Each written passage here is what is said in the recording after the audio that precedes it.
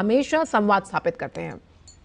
बिल्कुल यही खूबी है। और आप देखें कि सिर्फ यही नहीं, प्रधानमंत्री जहाँ जहाँ जाते हैं यूथ के साथ उनका जो कनेक्ट है वो अलग तरह का रहता है। वो सीधे जाकर अपनी जो बात है वो रखते हैं और इसके अलावा जो यूथ है उसकी बात सुनते भी है। आप देखें कि बड़ी संख्या में जो युवा है उनको फॉलो भी करते हैं और उनके एक आवाज पर या उनकी एक अपील पर लाखों करोड़ों की संख्या में जो युवा है काम करने के लिए तैयार रहते हैं। आप देखें कि प्रधानमंत्री जो युवा है उनके साथ बैठे हैं, उनके साथ डिस्कस कर रहे हैं और ये तमाम चीजें हैं कि उनको पढ़ने में कितनी सुविधा होगी इस मेट्रो ट्रेन से, कैसा लग रहा है। पहले जो सफर आप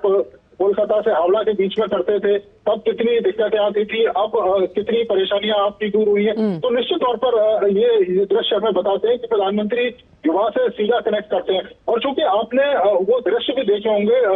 आंचल, जब काशी कॉरिडोर विश्वनाथ कॉरिडोर का उद्घाटन हुआ था और उस समय जो श्रमजीवी थे जिन लोगों ने दिन रात मेहनत कर उस कॉरिडोर को बनाया था, प्रधानमंत्री उनके बीच में पहुंचे थे और आपने देखा कि किस तरह से उनके साथ बैठकर कुर्सियां लगाई गई थी, उन्होंने हटा दी और उन श्रमिकों के साथ बैठकर प्रधानमंत्री संवाद कर रहे थे। तो ये दृश्य बताते हैं कि श्रम कितने ज्यादा सक्रिय है, जो लोग श्रम कर रहे हैं, जो लोग मेहनत कर रहे हैं को उनके योगदान को बढ़ाया जाए। हमने सिर्फ काशी विश्वनाथ कॉरिडोर में ही नहीं देखा होगा, देश के अलग अलग हिस्सों में जहाँ तमाम परियोजनाएं होती हैं, प्रधानमंत्री खुद उन श्रम वीरों के और उनसे संवाद, तो उनकी मेहनत का ही नतीजा है। और इंजीनियर एक डिजाइन होते हैं लेकिन उस डिजाइन पर काम करने वाले श्रमजीवी है, ये मजदूर, ये मेहनत लोग हैं, तो इन इंजीनियरों के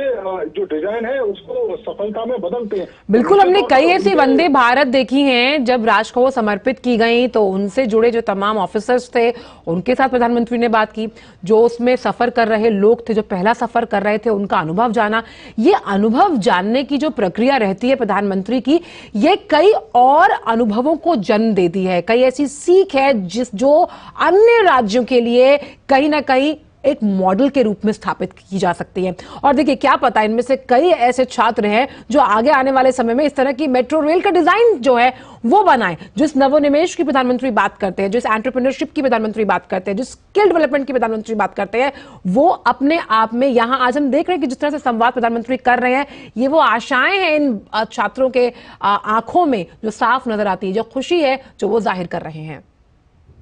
देखिए बिल्कुल आंचल, आप देखें कि जो अनुभव है, इन्हीं अनुभव के आधार पर भविष्य की जो दूसरी परियोजनाएं वो तैयार होती हैं। आप देखें कि जिस समय गुजरात के अंदर प्रधानमंत्री ने हो सेवा जो शुरू की थी, तो खास तौर से जब आप नदी से जहाज लेकर या पानी का जहाज आपको एक स्थान से दूसरे स्थान पर जो छोड़ता है, तो एक लंबी जो दूरी तय करनी पड़ती थी रोड से, वो कम हुई। और उसी से ये कह सकते हैं कि भविष्य में एक ऐसा आधारशिला रखी गई कि भाई मेट्रो अगर ऐसी बनाई जाए कि नदी के नीचे से अगर हम मेट्रो को ले जा सकें तो कनेक्टिविटी के लिहाज से भी काफी महत्वपूर्ण हो। तो ये जो आज का जो प्रोजेक्ट है, निश्चित तौर पर देश के दूसरे जो शहर हैं जहाँ पर नदियां मौजूद हैं, वहां से भी जो मेट्रो है उसे गुजारने की जो कह सकते हैं कि जो प्रक्रिया है वो भविष्य में शुरू होगी। और जिन लोगों से प्रधानमंत्री अनुभव लेते हैं, जो लोग सफर कर रहे हैं या जो श्रमजीवी जो मेहनत कर रहे हैं कि उन्होंने किस तरह से मेहनत की, किस तरह की चुनौतियां आई, क्या चीजें और बेहतर की जा सकती हैं भविष्य के प्रोजेक्ट में, जो लोग सफर कर रहे हैं आने वाले समय में मेट्रो का सफर और कैसे सुविधाजनक हो सकता है, क्या क्या सुविधाएं मेट्रो में ऐड की जा सकती है, ये तमाम अनुभव लेते हैं। एक चीज आपसे हम जानना चाहेंगे कि एक बहुत बड़ी चुनौती इस मेट्रो रेल जो कि अंडर वाटर चल रही है, पहली मेट्रो है, वो थी वाटर प्रूफिंग को लेकर, क्योंकि हम ये जानते हैं कि ये टनल नदी के 26 मीटर नीचे बनाया गया है। वाटर प्रूफिंग को लेकर किस तरह के इंतजाम सुनिश्चित किए गए हैं इस रेल के सफल परियोजन के लिए?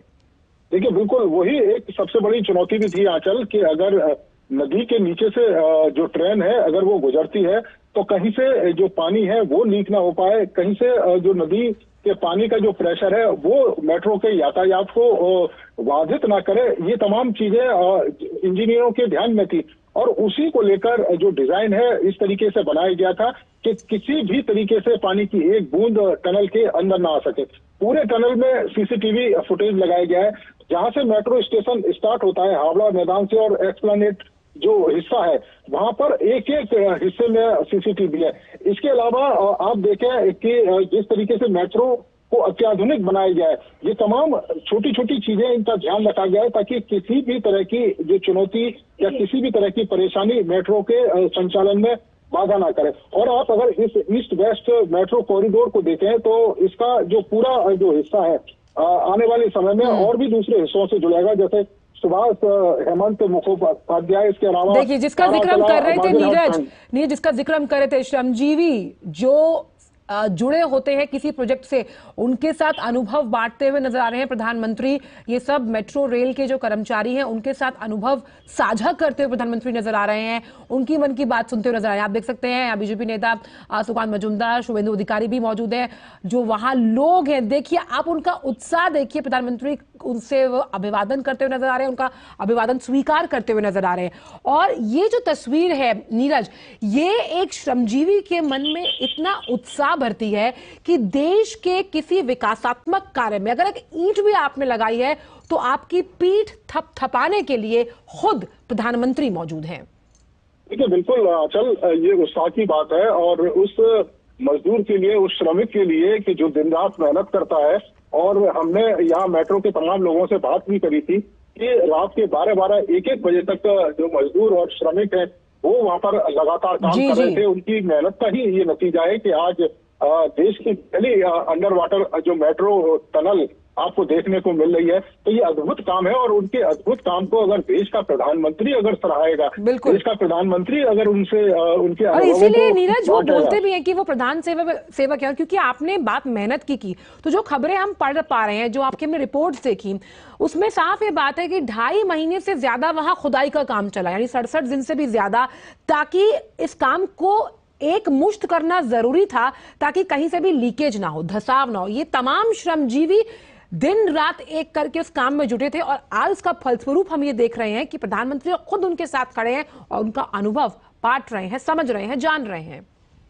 देखिए बिल्कुल आंचल, और इसके साथ साथ इस बात का भी ध्यान रखा गया था कि मेट्रो की अगर टनल बनाई जा रही है तो जो दूसरे लोग हैं, जो टैक्सी, बस या दूसरे साधनों से सफर करते हैं, उनको किसी तरह की परेशानी ना हो। क्योंकि इतना बड़ा ये प्रोजेक्ट है, इतना चैलेंजिंग ये प्रोजेक्ट था, और संभव था कि बड़े पैमाने पर यातायात को रोका जा सके, लेकिन ऐसा नहीं होने दिया। हमारे इंजीनियर ने, हमारे श्रमिकों ने लगातार 24 घंटे काम करते रहे, और कोलकाता और हावड़ा में जो सामान्य यातायात है वो भी चलता रहा, और उधर काम भी चलता रहा। 2.5 महीने से ज्यादा